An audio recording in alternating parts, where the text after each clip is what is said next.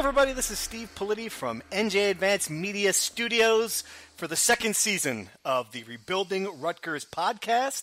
I'm here with intrepid Rutgers beat writers Ryan Dunleavy, Keith Sargeant. Say hello, gentlemen. Hello. Hello. Intrepid. I like intrepid. Like intrepid. I was going to go with esteemed, but I figured that was a little bit too much. Intrepid seems like just about right. Your intro is obnoxious. Sounded obnoxious like was another one I was going to use. Absolutely. It's a very good intro. I think you're ready to replace Mike Francesa. No, well, that's I'll take his paycheck. That's for sure.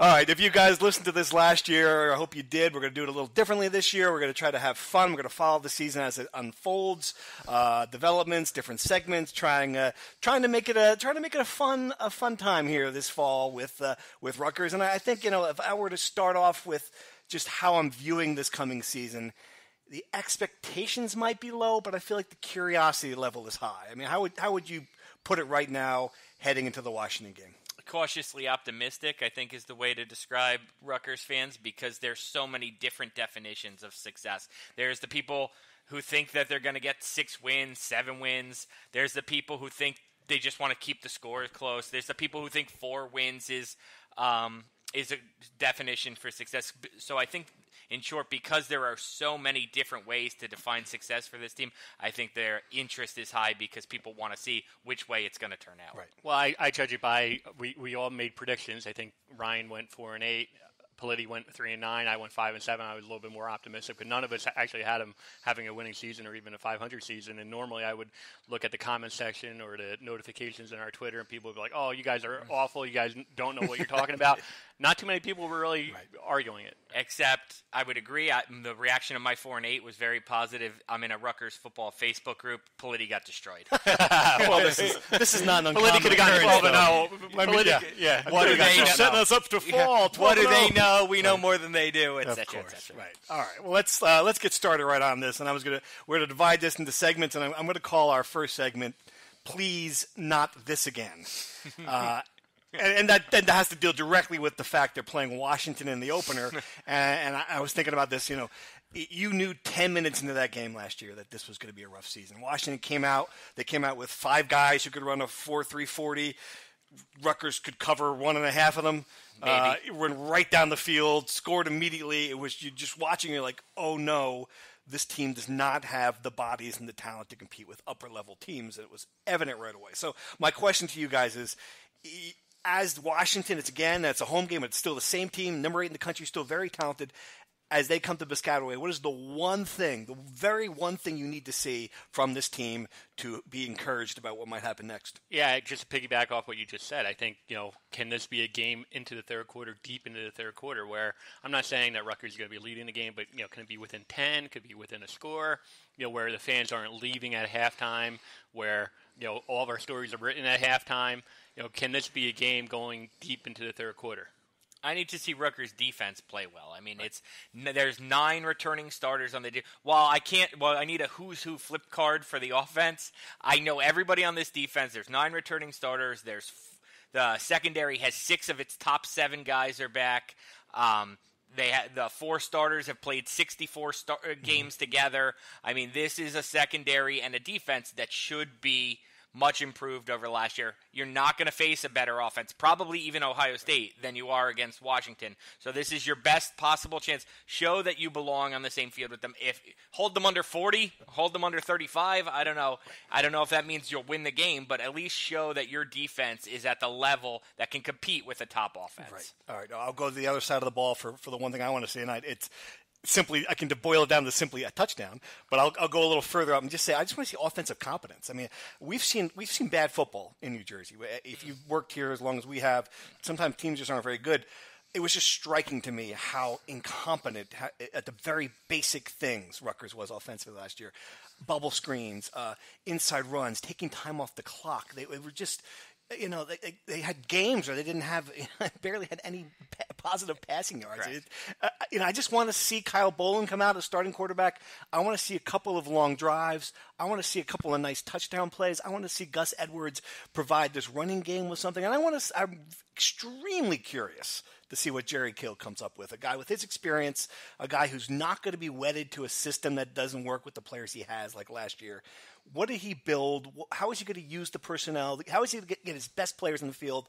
That's going to be fascinating, I think. Well, judging by what you just said, I mean, he's been talking about having a very bland offense. I mean, he's kind of tempering it a little bit, saying that he's going to put him in the right places.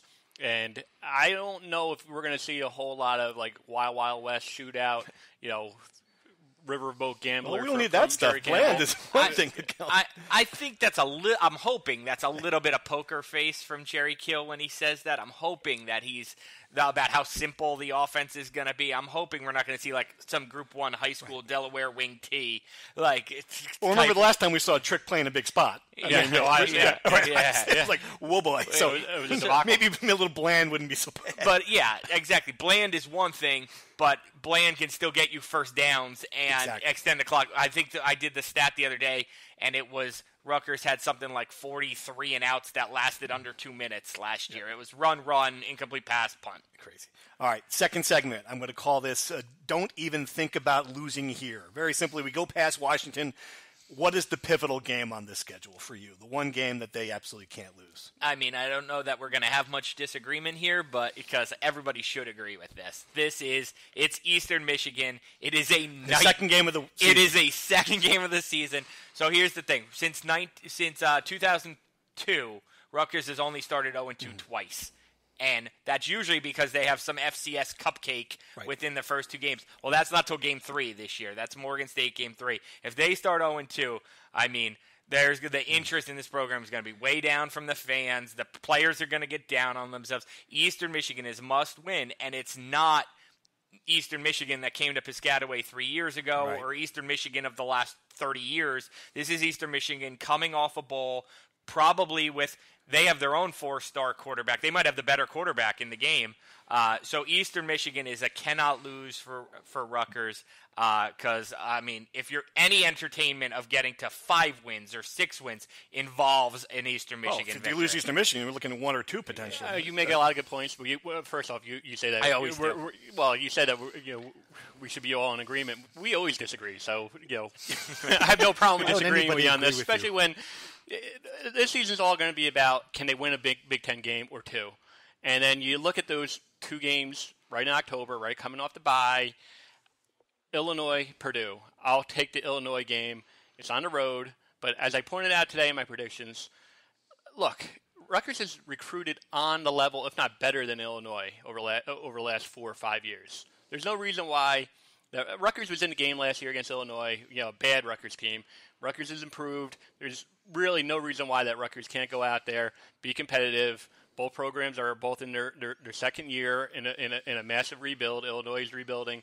Rutgers is rebuilding. There's no reason why Rutgers can't go up there, win that game, and then to follow it up with Purdue. Those 2 games, to me, are pivotal. All right, I want to take a different take on this. And I know I called it Don't Even Think About Losing Here. I'm going to add don't even think about losing here by 78 points. I mean, I do think the one game everyone's going to look at is the Michigan game because, that's the one that stands out. I mean, that score hurt them in ways, image-wise, recruiting-wise, that I don't think is fan base-wise, that we don't have the full calculations yet about what that defeat, 78-0 at home, did. And Michigan is down. Rutgers should be better.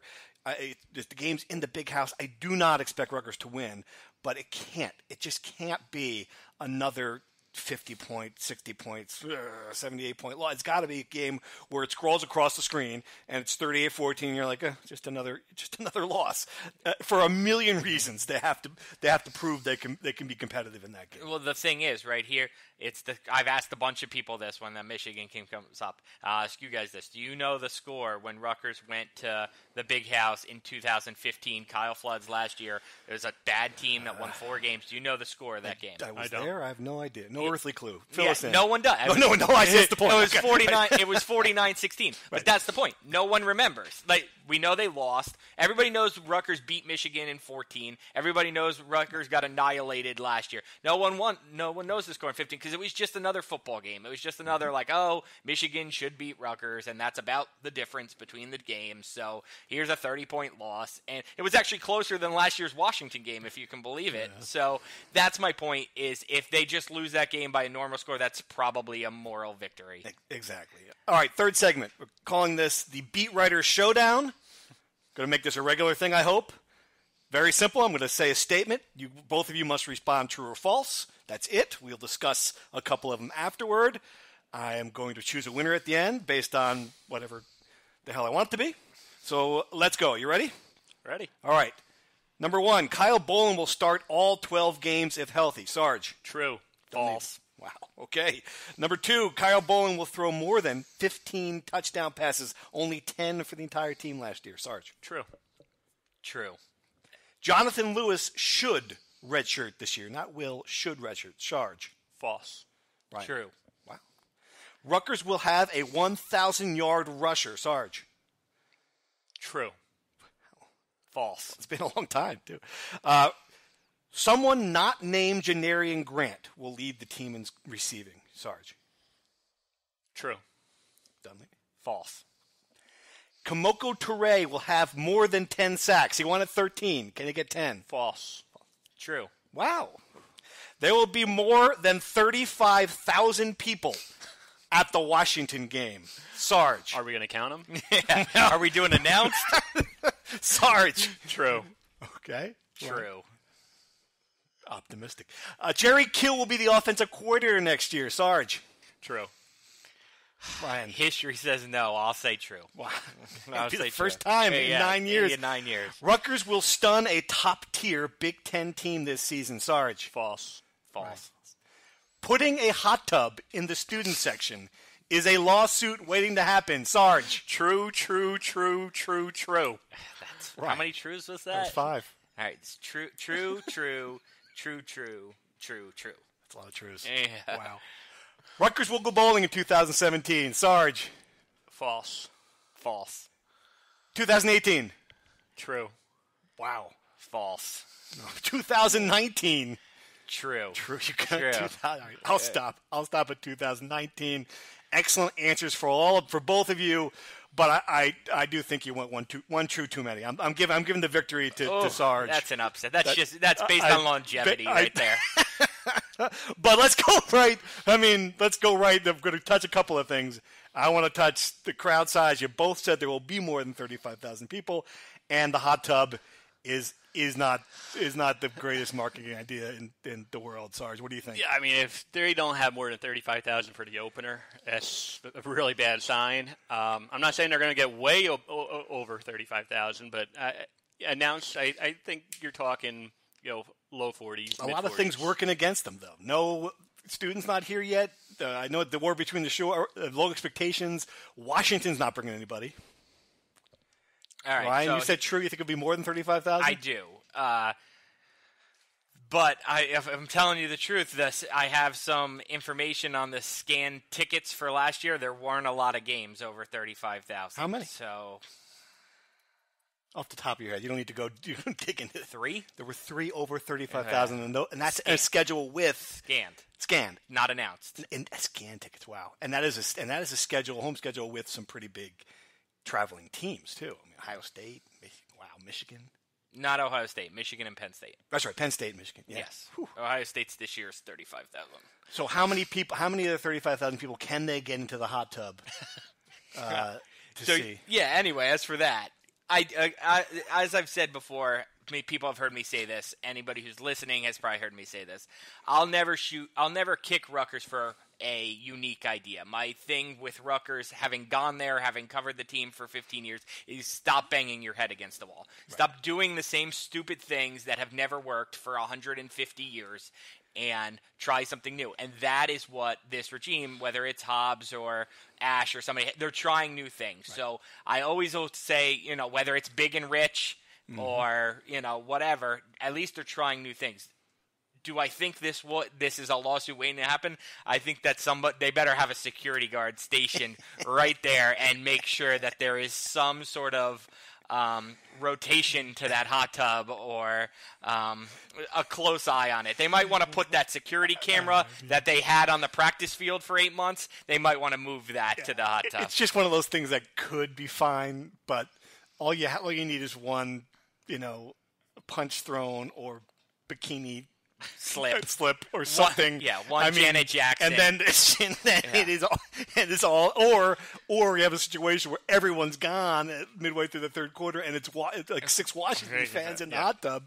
It's just going to lead to a lot of national jokes, and it already has. I mean, we've seen it on we've seen the harpooning on all the websites. Big lead, that's been right.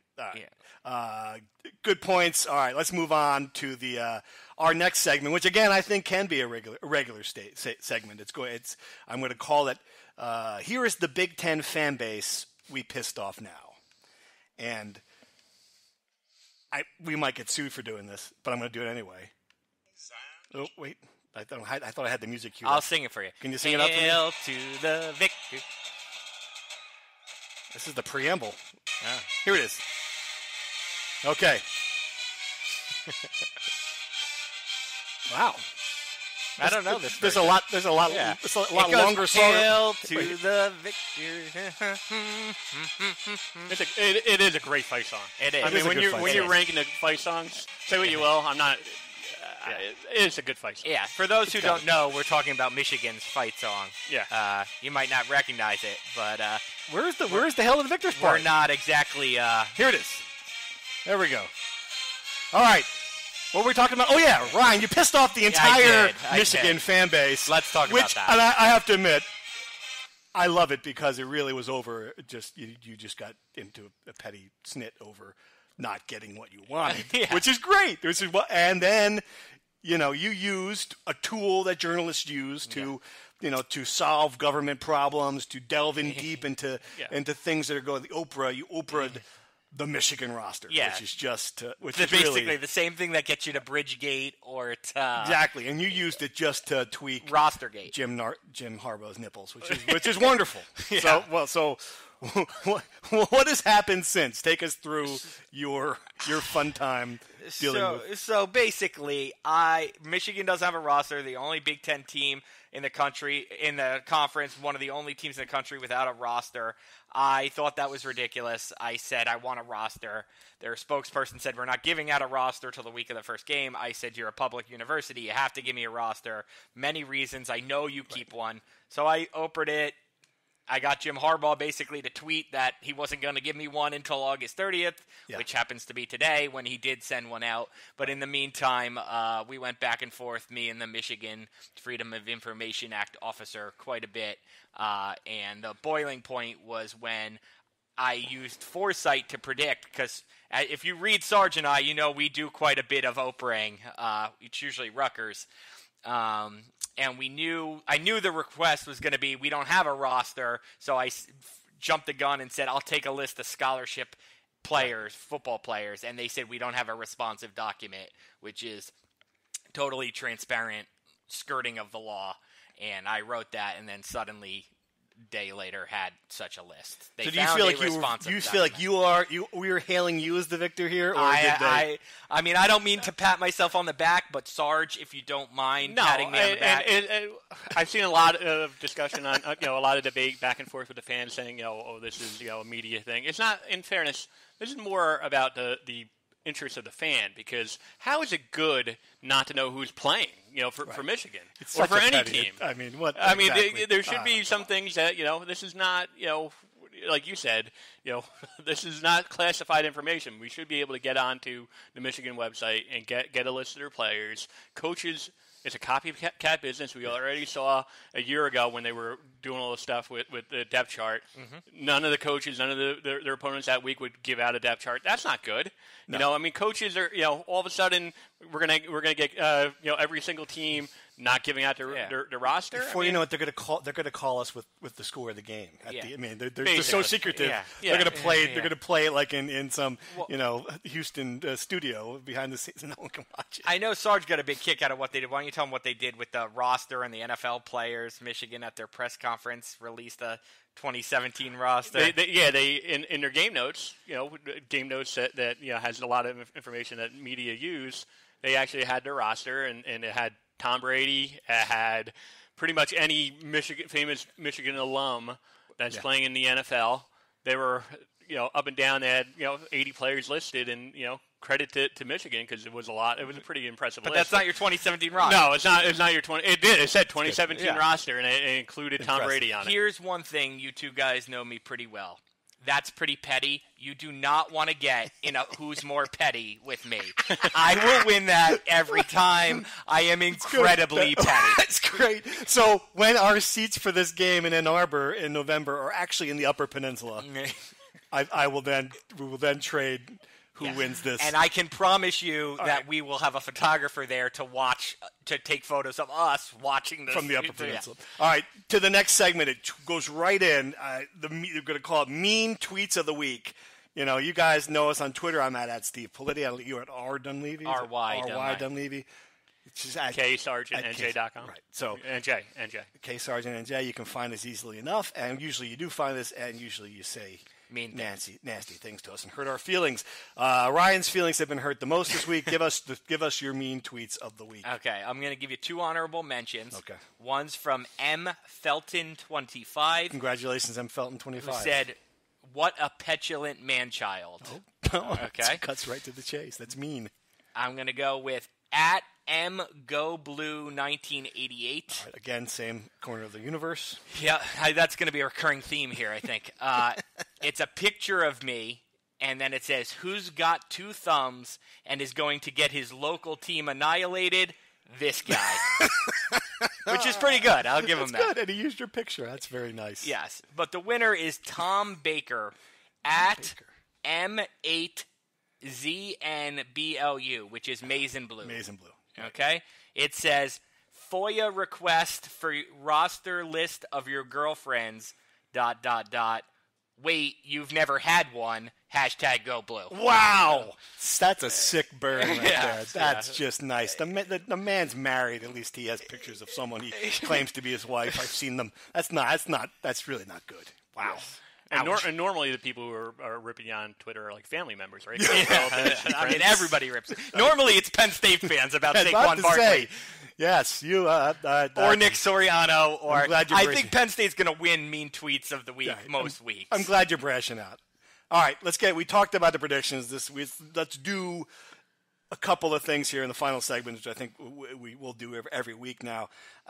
And this, I think we should start with season predictions. And I want to again go back to your Twitter feed, Ryan, which is a source of much amusement for all of us. You said that there are 8 winnable games, 6 to 8 winnable games in the schedule. I've looked at it. I've looked at it again, and maybe I have a wrong responsive document. Should I open something else? There's not 8 winnable games in the schedule. There's 7 if you're really being optimistic. Define winnable games. Games that they can win. A game that is in fact, what's the word I'm looking for? Winnable. A game they are able to win. Yes. There's two parts of that word, able and win. Give us the wins. Well, I'll give you the games they're able to win, and I'll give you them in order. Yep. Morgan State. That's a win. Stop me when I'm wrong. Morgan State, Eastern Michigan, Purdue and Illinois, Indiana and Maryland. Okay. Michigan State. And here's why. Here's why Michigan State. That's 7. Because they are the last game of the season. Mark D'Antonio could be on the hot seat. Hot seat? Yeah, believe it or not. I don't think he should be, but he could be. Yeah, it's crazy. I mean, wrong with them he'd be unemployed for about 30 seconds. But that's a team that won 3 games last year that could be looking at a fired coach that's coming here.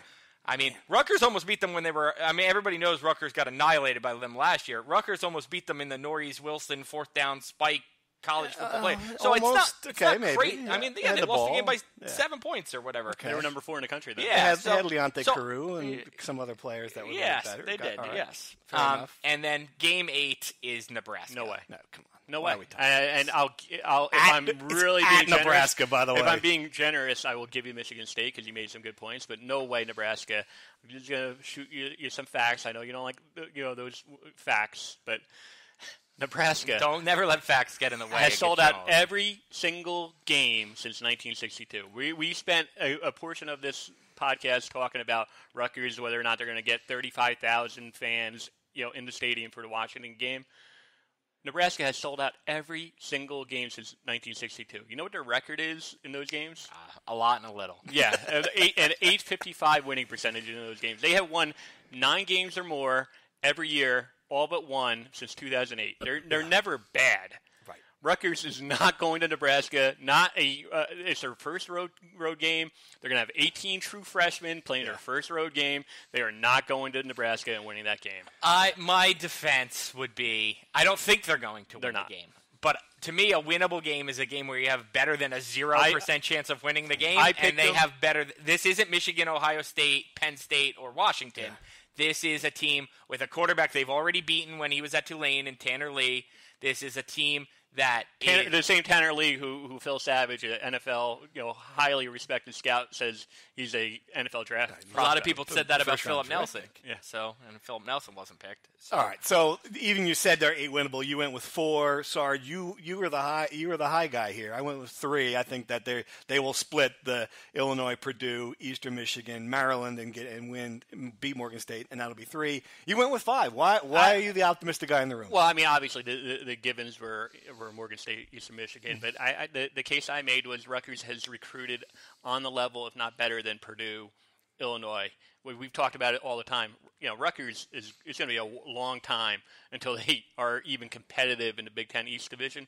If they were in the Big Ten West Division, they could be a team that could get to 6 wins even this year. I mean, I think Minnesota a year ago won 9 games. Yeah, and Rutgers lost on the last second field Exactly. goal. Iowa, they were competitive against. Correct. I mean, those are two of the better teams. Does that scare any Rutgers fans playing Northwestern? There's no reason It's Wisconsin and a bunch of other guys. So those are 4, and then the 5th one would be Maryland at Yankee Stadium. Maybe the atmosphere. I'm not saying it's going to be a good atmosphere, but maybe the surroundings and everything. Maybe Rutgers gets up for that game. I don't think it's so out of reach for Rutgers to beat Maryland. All right, we all got to pick Washington to win this game after your debacle last year, picking Rutgers to beat them. So let's, instead of picking a score here, let's call it the debacle. Let's make one bold prediction from the Washington game, something that you're going to see that's going to surprise you. I don't know if it's surprising if people have been reading NJ.com or watching press conferences, but Gus Edwards, the transfer from Miami, I think he's going to have a big game. I think we'd be looking at 125, 150. He's going to be hard to run against Washington. They have a great defensive line, but Gus Edwards, I think, is the type of guy who can really break out. Washington also suspended 2 of their defensive players for the game. A linebacker and a defensive back. Yeah, so that could help. Here's my bold prediction. Janarian Grant sets the NCAA record for most career special teams returns touchdowns. He's already tied. He just needs 1. He's had a history of doing it in season openers and home openers. I think he's got 3 in those like early season games like that. So I'm going to say Rutgers special teams is much improved this year, or at least it should be. It's a total overhaul, including the coverage and blocking unit. So I'm going to say Janarian takes one of the house, whether it's punt or kick, and becomes the all-time leader with 9 in his career. I'm not buying that, by the way, but I'll buy that with Janarian Grant. I think he'll be good again. But kicking game. I mean, we watched it, and I know they named Andrew Hart, and who, in 4 years in Minnesota, he never attempted a field goal. Yeah. He attempted 1 PAT, missed it, and it's going to be. I'm not saying the kicking game's going to be much improved, but I mean they got 4 touchbacks last year, and they gave up 5 special teams touchdowns. The coverage and tackling and blocking. The fundamental football should be much better. It'll be a great storyline. They might still miss a lot of 45-yard field goals. It'll be a great storyline because that's where you're going to see all those true freshmen, those 18 Correct. True freshmen. If they play as many as 18, that's where you're going to see if a lot. If Rutgers fans are looking for a reason when this season becomes a losing season to be optimistic, it's those freshmen. So don't get up and go to the bathroom when the special teams are on the field, because that's where you're going to see those kids. All right, my bold prediction is one of us will end up in the hot tub. I'm not going to say which one. I don't want to spoil that surprise, but let's just say I'm bringing my trunks. Okay. Thank you for listening, everybody. That was the week 1 of the podcast. We'll be back here next week to break down what happens in the Washington game and look forward to the pivotal Central Eastern, was it? Eastern. Northern Michigan? Eastern. One of the Michigan teams. That isn't Michigan. That is not Michigan coming in. We're going to Oprah the hell out of them, too. All right. Thanks for listening, guys. Take it easy.